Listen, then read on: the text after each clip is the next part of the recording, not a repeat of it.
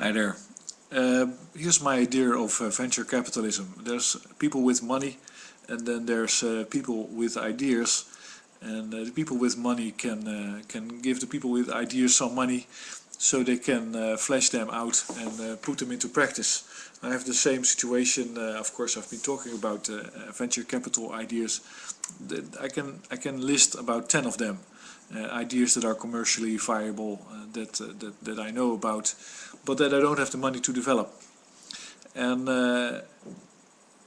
I'm being chased now, or chased. Somebody's commenting on my videos. Found up TV or something like that. And it looks like a scam, and it sounds like a scam. It sounds like complete nonsense and bollocks. And I guess the idea behind it is that you talk to people about how they would finance the development of their ideas, and then you give them a lot of hope, so they share the ideas, and then you run away with the ideas. You go to somebody that you know that has money, usually because you then say to the person that has the idea that they're not capable of bringing it to fruition.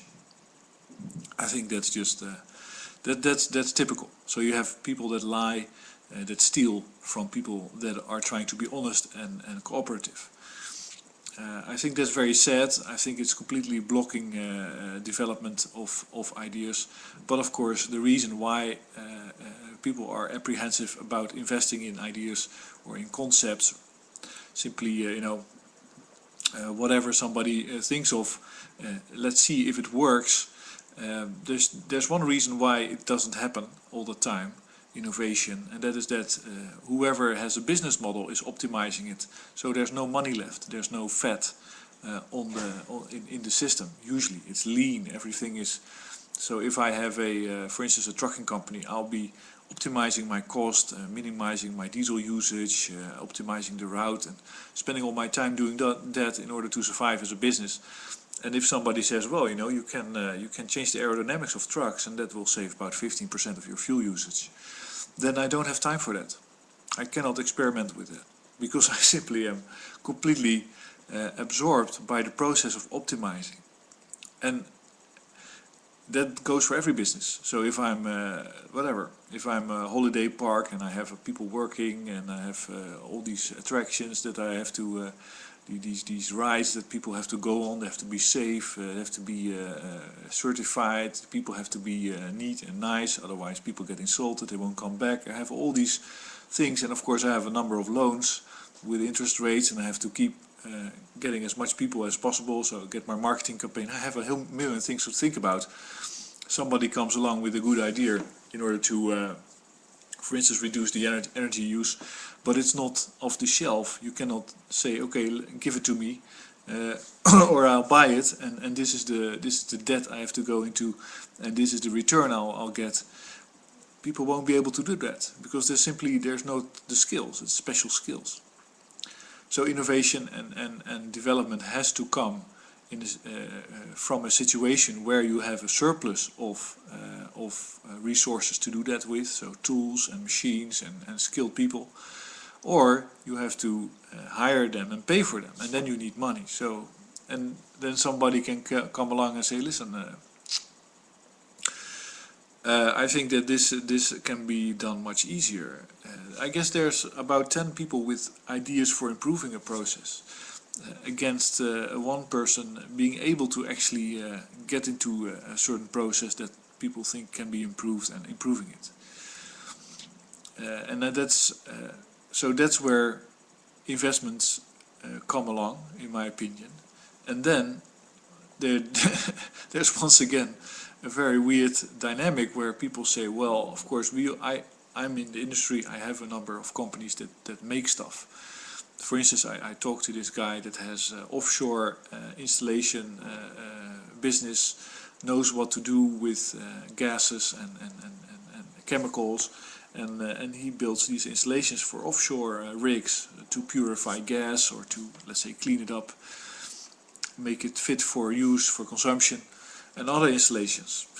So he has all that stuff, and he knows a couple of people, and so then they would like to have your, let's say, if they have money, then they would rather give it to a person like that to make exactly what they want to be made than to give the money to, for instance, me, if I have an idea or an approach towards a problem. For instance, hydrogen in the house. How do you use hydrogen in common dwellings? So then the trick is, how do I get the idea without having to pay anything for it? And that's what I face a lot, and I think it's ridiculous. I think that it's because at the same time you won't have to, let's say it doesn't have to cost too much and you can give a percentage, but you have to be on the level, I think, in my opinion. I think that if you want to do business, then do it honestly, and if you want to steal, then fuck off. Be creative.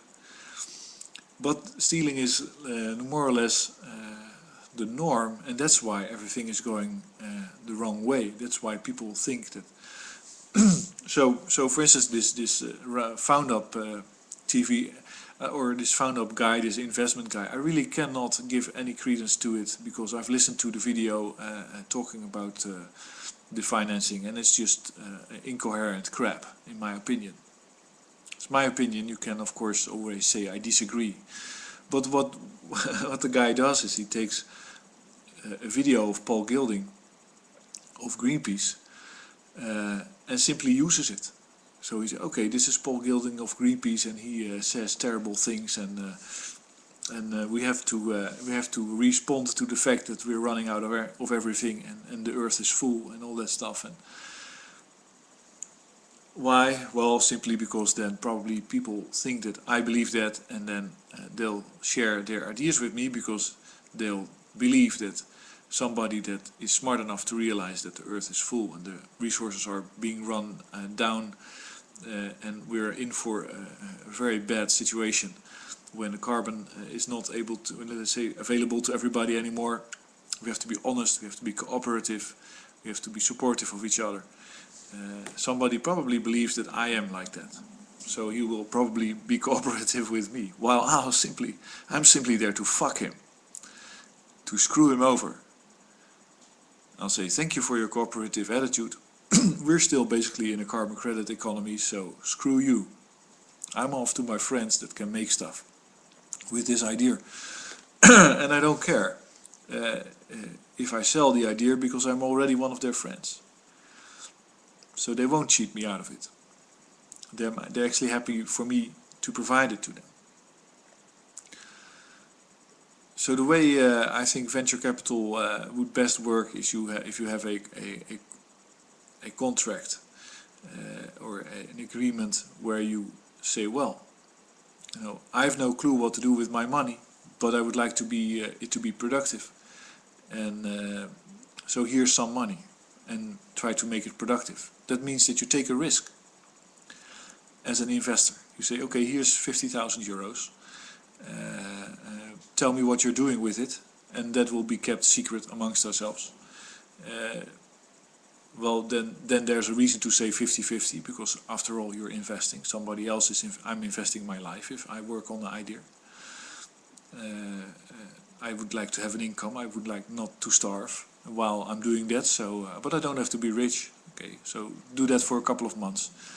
Keep it a secret, and then see what happens. That doesn't mean that I'm 50,000 euros in debt.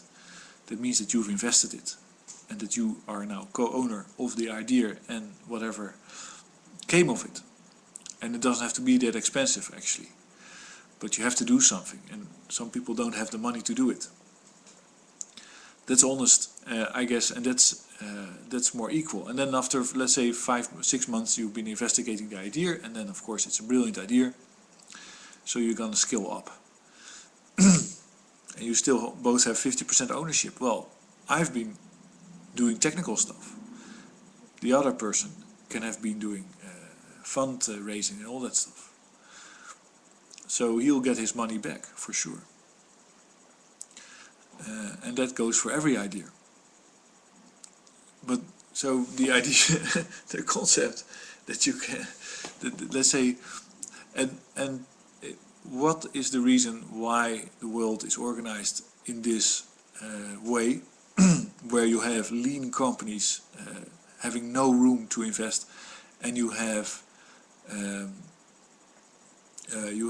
investors that are basically working, or in venture capitalist searches that are basically working for a group of companies, usually to feed their own, and they're basically trying to steal the idea once it's, let's say, when it's only in the idea phase. Otherwise you might be able to invest, and then you'll see the Facebook story where Facebook simply didn't want to go to the stock exchange, but eventually was forced to, and now it's being broken down. See, because a good idea doesn't need investors, it can make a profit. But why do we have that? Because you have the carbon credit system. That means that the oil that is available for production of goods and services, of generation of raw materials, or let's say mining, is scarce, and it has to be allocated optimally. And the mechanism for allocating the resources, carbon resources in the world optimally, is called a competitive free market. Of course, the market isn't free at all. It's a competitive cartel. A little bit of a theater act in many cases, but and that puts everybody under pressure, because the raw materials that you need for doing your stuff are not always available. And that's exactly what we're trying to end with the renewable economy, with the Roboeconomy, the future economy that we're going to hopefully experience soon. Because in that economy you don't have set limits to the amount of energy that is supplied, and so also not to the amount of raw materials that is supplied. Why? Because they come from everywhere. Let's say energy doesn't only come from the Middle East, but it comes from your backyard, from let's say the field a little bit further away, the wave generation power plant near the sea, or near the coast, a wind park somewhere else, a geothermal well somewhere else. All these places are generating energy, and all that energy can be used to recycle waste, to do mining, to clean up stuff, to create new ecological zones. And so you have an abundance of raw materials everywhere at zero cost, basically next to no cost. Logistics will be electric, electric will be generated with wind, wind will be paid off, so logistics will be free. Let's say, it doesn't matter how far you have to travel, the traveling will be free.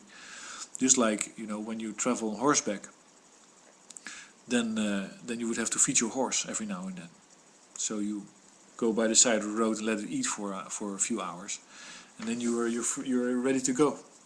That's what traveling would be like.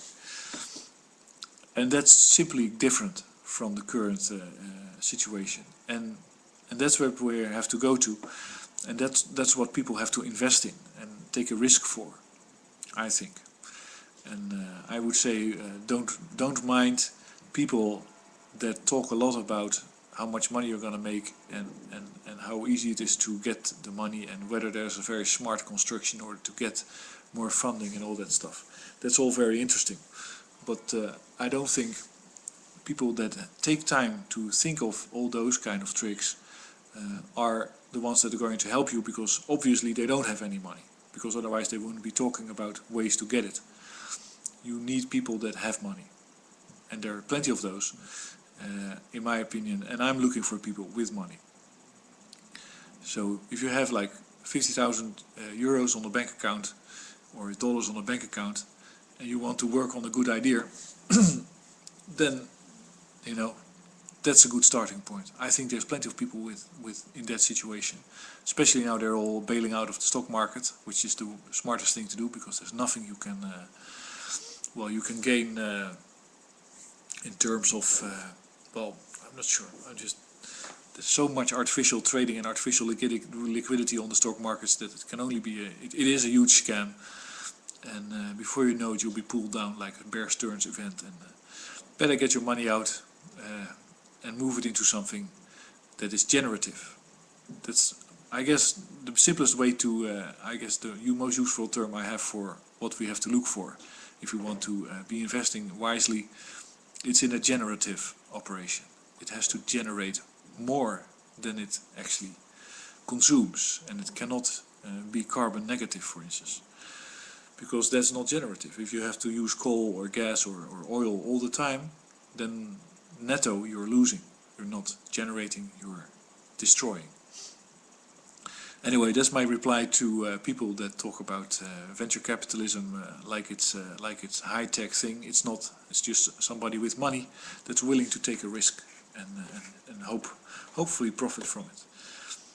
Anyway, thanks for listening.